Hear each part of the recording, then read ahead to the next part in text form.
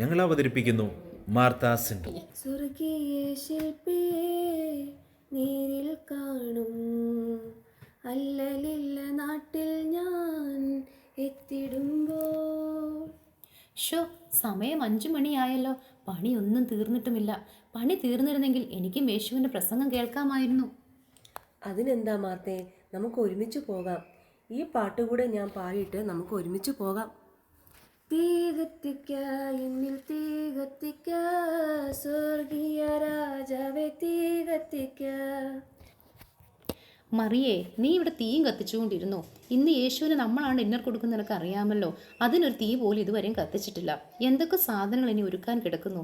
ഡിന്നറിന് starter വേണം, welcome drink വേണം, അപ്പം വേണം, ഫിഷ് മോളി വേണം, ചോറും കൂട്ടാനും, അങ്ങനെ ഒരു 10 കൂട്ടം സാധനങ്ങൾ ഒരുക്കിയാലേ എനിക്കൊരു മനസ്സമാധാനം ലഭിക്കൂ.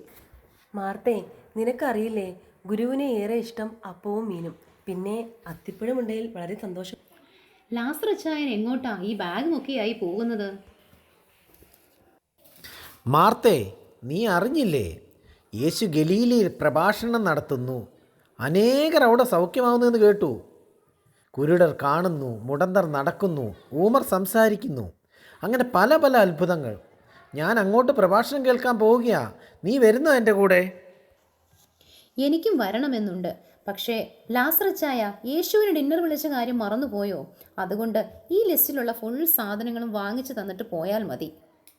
മാർത്തേ, ഞാൻ സൂപ്പർ മാർക്കറ്റിലോട്ടല്ല പോകുന്നേ, വചനം കേൾക്കാനാണ് പോകുന്നേ. ഞാൻ വചനം കേട്ടിട്ട് വരുമ്പോൾ ഇത് വാങ്ങിച്ചാൽ മതിയോ? അതെങ്ങനെ ശരിയാകും? ഇവിടെ ഫിഷ് പൊള്ളിക്കാൻ സീബ്രീം, ചിക്കൻ സ്റ്റൂ ഉണ്ടാക്കാൻ ചിക്കൻ, എന്തിനു പറയുന്നു, കസ്റ്റാർഡ് ഉണ്ടാക്കാൻ ബെറീസ്, നട്ട്സ്, മിൽക്ക് ഒന്നുമില്ല. അല്ലെങ്കിൽ സാരമില്ല, ഞാൻ ഓൺലൈൻ വഴി ഓർഡർ ചെയ്തോളാം. മാർത്തേ, നീ കൂടെ വാ വചനം കേൾക്കാൻ. ഗുരു പറഞ്ഞിരിക്കുന്നത് ആദ്യം അവൻ്റെ രാജ്യം അന്വേഷിക്കുവാനാണ്. മറിയേ, എനിക്ക് വരാൻ ആഗ്രഹമില്ലാത്തത് കൊണ്ടല്ല. മറ്റുള്ളവർ കൊടുക്കുന്ന ഡിന്നറിനെക്കാട്ടിലും എൻ്റെ ഡിന്നർ കളർഫുൾ ആക്കണം. അതുകൊണ്ട് നിങ്ങൾ പോയിക്കോളൂ. എനിക്ക് എന്നും അടുക്കള തന്നെ ശരണം. എങ്കിൽ ശരി, ഞങ്ങൾ പോകട്ടെ. പൊക്കോളൂ. പിന്നെ ഗുരുവെങ്ങാനും ഞാൻ എന്തി എന്ന് ചോദിച്ചാൽ സൂമിൽ കയറിയിട്ടുണ്ടെന്ന് പറഞ്ഞേക്കണം. പിന്നെ സൂം ചെയ്യുന്ന ആൾക്കാരോട് പറയണം ഓഡിയൻസിനെ കാണിക്കുന്നതിന് പകരം യേശുവിനെ ഫുൾ ടൈം കാണിക്കാൻ. ഇനി വല്ല അത്ഭുതമെങ്ങാനും നടന്നാൽ അത് വാട്സപ്പിലോ ഇൻസ്റ്റയിലോ ഷെയർ ചെയ്യാൻ നീ മറക്കരുത്. അല്ലെങ്കിൽ ഫാമിലി ഗ്രൂപ്പിൽ അപ്ഡേറ്റ് ചെയ്താലും മതി. എന്തായാലും അവർ പോയി. ഇനി വരാൻ എന്തായാലും ഏറെ സമയമെടുക്കും.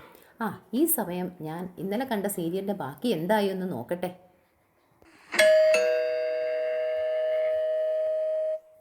ഈ സമയമില്ല സമയത്ത് ഇതാരായി വന്നേക്കുന്നത്? ആ സീരിയലൊന്ന് പൂർത്തിയാക്കാനും സമ്മതിച്ചില്ല. അല്ല, ഇതാരാ? ശലോമി ചേച്ചിയോ?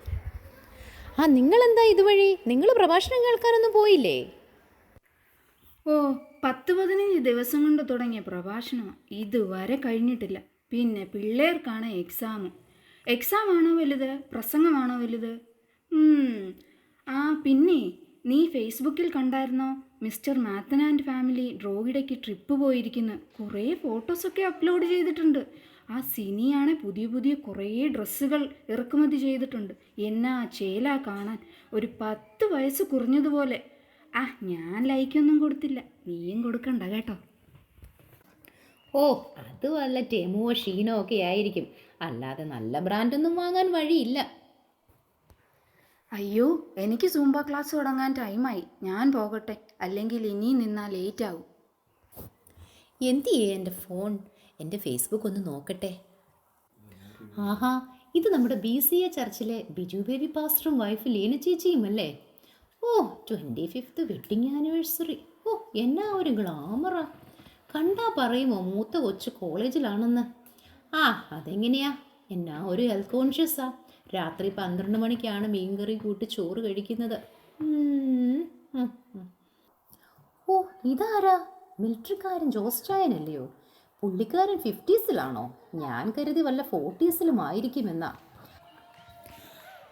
അതെങ്ങനെയാ? എക്സ് മിലിറ്ററി അല്ലേ? ചിട്ടയായ ജീവിതശൈലി.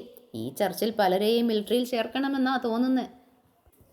അയ്യോ, സമയം പോയല്ലോ, പണിയൊന്നും തീർന്നിട്ടില്ല.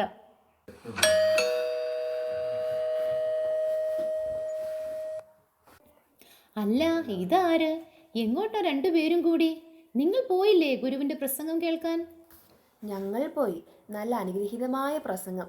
മറിയയും ലാസറും ഫ്രണ്ട് റോയിലുണ്ടായിരുന്നല്ലോ. അത്രയൊന്നും പറയണ്ട. കഴിഞ്ഞ ദിവസം പറഞ്ഞ അതേ പ്രസംഗം തന്നെ ഇന്നും പറഞ്ഞത്.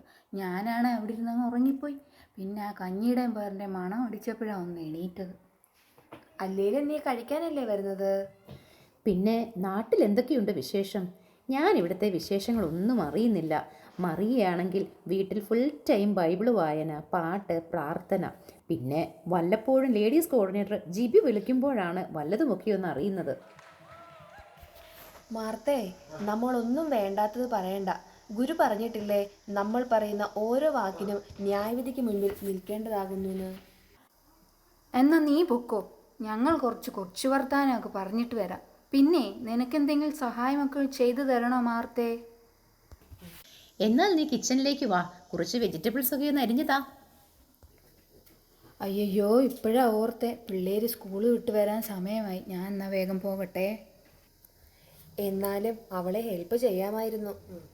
മാർത്തേ, നീ ഇതുവരെ പണിയൊന്നും തീർത്തില്ലേ? ഇവിടെ മൊത്തം അഴുക്കാണല്ലോ. ഓ, തീർന്നില്ല. എനിക്ക് സമയം കിട്ടിയില്ല. ആ, മറിയ വന്നല്ലോ, ഇനി അവൾ എന്നെ സഹായിക്കട്ടെ. അല്ലേലും എനിക്ക് അറിയാമായിരുന്നു നീ പണി ചെയ്യാതെ മൊബൈൽ നോക്കി ഇരിപ്പാണെന്ന്.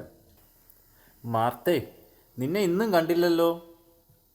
യോനാച്ചായൻ അറിയാമല്ലോ ഇവിടെ ആരാ പണിയെടുക്കുന്നതെന്ന്. അതുകൊണ്ട് ഡിന്നർ വെക്കുന്ന തിരക്കിലായിരുന്നു.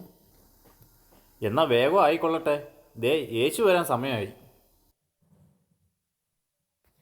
യേശുവേ, മറിയോടൊന്ന് എന്നെ സഹായിക്കാൻ വരാൻ പറ.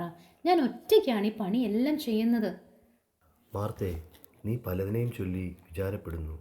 മറിയ നല്ല അംശം തിരഞ്ഞെടുത്തിരിക്കുന്നു. അത് അവളിൽ നിന്നും ആരും എടുത്തു കളയില്ല. സമയം തക്കത്തിന് ഉപയോഗിക്കുക. ഇത് ദുഷ്കാലമാകിയാൽ വളരെ പരിജ്ഞാനത്തോടെ കാര്യങ്ങൾ ചെയ്യുക. വിശുദ്ധിയോടെ ജീവിക്കുക. ഈ ലോകത്തിന് അനുരൂപമാകാതെ നന്മയും പൂർണ്ണതയും പ്രസാദവുമുള്ള ദൈവഹിതം എന്തെന്ന് മനസ്സിലാക്കി മുമ്പോട്ട് പോവുക.